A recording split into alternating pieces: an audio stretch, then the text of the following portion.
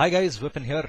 My student Puneet from Christ University requested me to take him through this interview. Just a moment, I'll just straighten my headset. Yeah. So he has something to do with Best Manager and he needs to interview startups. So he went about asking my venture. So let me keep this interview as short as possible because I need to get back to watching some cartoons. So, what inspired and motivated you to start vipinmks.com? Mostly laziness, to be quite frank. I was handling company law in this college and I didn't want to go about giving notes in class. My way of teaching is explain the topic with respect to reality. Notes is something which is purely from the exam point of view. The only way students can learn is if you can link textbook material with reality. So I would spend most of the class hours by explaining the concepts with reality, how it works in reality versus how it is actually written in the textbook. And of course, when it comes to go about giving notes for the exam, I thought of, okay, how about I email these guys for the notes that I've made. And it turned out that email is a pretty painful thing. There would be at least around 60 students. Writing down their email addresses and then adding them to Gmail and then sending them is pretty painful. So I found a relatively easier and a long-term solution to this. Put this all on a website. I found out you can create a free website on Google. My first website was https://sites.google.something and it was limited to just 100 MB space. So that's where I would go about putting across the notes of my subject. Company law. And then it turned out to be a pretty good hit. The students found it extremely helpful. The other classes which I wasn't handling would also go about referring there. So that was good motivation for me. I noticed that, okay, if you do it online, it always has a better value than doing it, say, through the email or having it given to class. Why restrict my knowledge to just one class? Let's make it available to everybody. How do you see your present job in terms of opportunities and challenges? Opportunities will be there forever. Education is an evergreen sector. So opportunities will always be something that I will find right around the corner. Challenges, on the other hand, I see that, okay, there is a major problem that is going on in the education system where all the teachers do today is just read the textbook and make students write down notes. No. That's not how it's supposed to be. You're supposed to link concepts from reality versus what is actually being written in the textbook. Now, don't ask me how I go about doing it. That's a different article for another day. But that's pretty much what I do. If I see something like there is a concept in the textbook, like for example, law of diminishing marginal utility, I'm able to link that concept with something that happens in a student's day-to-day lives. So like for example, when it comes to buying a cell phone, the first couple of weeks once they've bought that cell phone, they're like very excited, having high enthusiasm about using that phone. And by the time the second week gets over and the third week starts, they're like, oh, okay, it's just a cell phone. It's nothing major. So that's one thing that you can link to when it comes to law of diminishing marginal utility. That's pretty much how the challenges that I face. Anything that is there in the textbook, I have to go about making it available with something related to reality. Now, a lot of colleges don't do this, and that's where I come in. My opportunities are to fix these problems, and I love fixing things. I love just dismantling everything apart and just putting it back together again. So that's one opportunity and the challenges that I would actually face. How do you strike a balance between personal life and work life? Not a big problem. I work on my own. I don't have any employees. So balancing work life and personal life is not a challenge at all. Work life for me is fun. I love making these videos. I think this is the 85th video which I will be making. I love making videos. I love writing articles. I love researching. So work life is fun for me.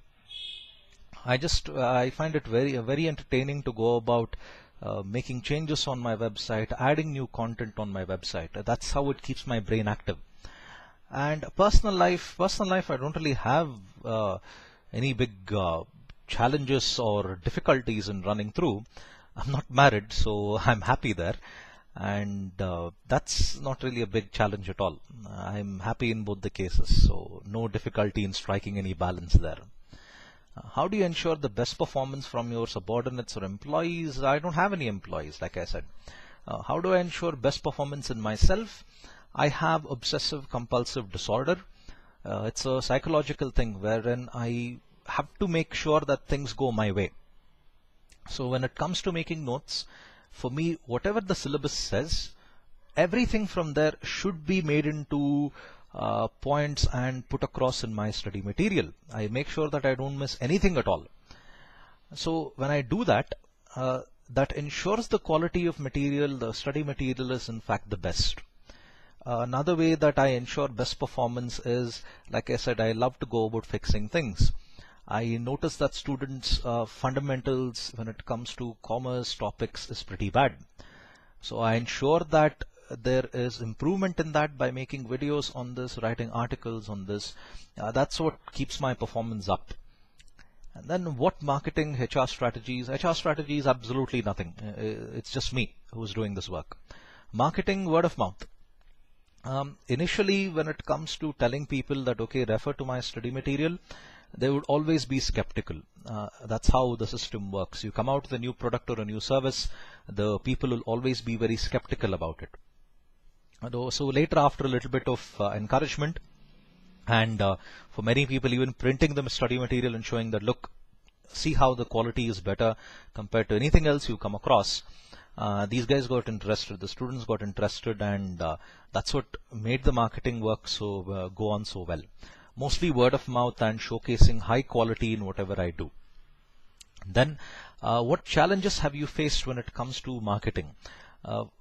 The problem was I was working in a college for nearly 5 years, and working in a college and doing this together is always a challenge. That's a major challenge when it comes to time. The college I was working was both a day and an evening college, so I was out for nearly 13 hours a day, and that made it very difficult for me to actually make anything innovative for my website for a long period of time. So for nearly 3 years, my website had absolutely no innovation whatsoever. Only like the last 6 months, ever since I stopped working in a college, I was able to make something of innovative value. So the one thing I find when it comes to innovation is there is really no limit to your improvement. I just started off by making company law, study material related to company law. Now I have articles where I compare mythology, Hindu mythology with science. I compare how the divine weapons are made. I show the science behind these divine weapons. I write articles related to pop culture. Like I'm currently working on an article where I talk about Team Rocket from the Pokemon franchise, how they are very similar to the modern day multinational companies when it comes to doing big things and failing miserably when they do big things. So being innovative for me is a bit of a challenge because there are a lot of things which you can actually do to make education improve considerably. And making sure once I put my effort in that and maintaining quality in that, that's a challenge which I face when it comes to innovation. I can always put my foot into something new, but ensuring that the quality is consistent, that's a challenge that I always face. Marketing your startup, like I said, I've said that before, mostly encouraging students and like go through mine, see how mine is better than the rest. Employee management and communication, no problem. Communicating with myself is not a difficult thing. Finances, to start weaponmks.com, I spent 1,700 rupees in the first year. And that's the money that I had to put in for the first year. But afterwards, since I started to improve a little bit of marketing, all that, I don't think I had to spend a large amount of money. Today I run multiple websites, and the server that I use is a premium server. So I think it cost me around 15,000 per annum. My revenue sources are through advertisements, which are there on vipinmks.com and the other websites that I run as well. So the finances are not really a problem for me. Who are your important stakeholders and how are they important? My stakeholders are my students. Why are they important? Because these guys need to learn, they need to improve, they need to make something of themselves, not just getting 100 on 100 in mathematics or statistics. That's no big deal. Making a name for themselves, that's what I mean by doing something with their lives. Those are my stakeholders, and the objective of vipinmks.com is to make these guys do something useful, something which is recognized by society. That's what the objective is, and the way I make them learn, I'm very certain that these guys will go about doing something of significant value in their lives later on. Then what do startup expect the most from their future managers? I really don't know. It's just me who's working here, so it's hard to go about answering that. Your biggest learning as an entrepreneur, there is no limit to innovation. The Japanese model of Kaizen, you can always improve, there is no limit for your improvement. I follow that philosophy, I live by that philosophy, and that's how vipinmks.com works. Right now I'm into mostly commerce. I'm sure that later on I'll be able to innovate, I'll be able to learn, and I'll be able to even go about incorporating science subjects as well on vipinmks.com, art subjects is on vipinmks.com, SSLC, CBSE, ICSE, all that is something that's going to be part of my website. So the learning here is there is no limit to learning. It's just a psychological barrier when people say that, okay, I've completed my education. And there's really no limit to your improvement and no limit to your learning. So thank you for your time. I hope I didn't bug you too much, and I hope I didn't sound too arrogant. If I did, sorry, that's how I am. So see you guys. Thank you, Puneet, for this interview. Bye.